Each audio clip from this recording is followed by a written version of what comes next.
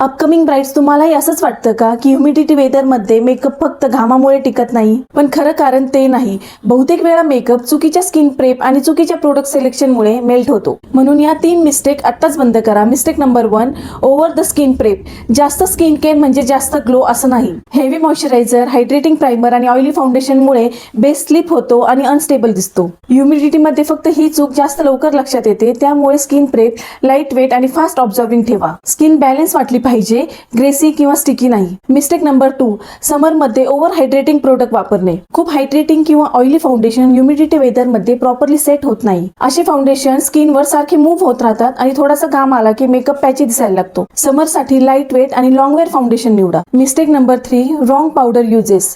जास्त पावडर लावणे म्हणजे मेकअप जास्त काळ टिकेल असं नाही. तुम्हाला अशी पावडर निवडायची आहे जी ऑइल ऑब्झर्व करेल आणि वॉटर रेझिस्टंट असेल. अशी पावडर बेसला व्यवस्थित लॉक करून ठेवते. जर तुम्हालाही परफेक्ट लॉंग लास्टिंग मेकअप हवा असेल तर प्रोडक्ट स्मार्टली निवडा आणि प्रोडक्ट ऍप्लिकेशन सुधारा. तर पुणेकर, अशाच प्रॅक्टिकल मेकअप टिप्ससाठी मला फॉलो करा.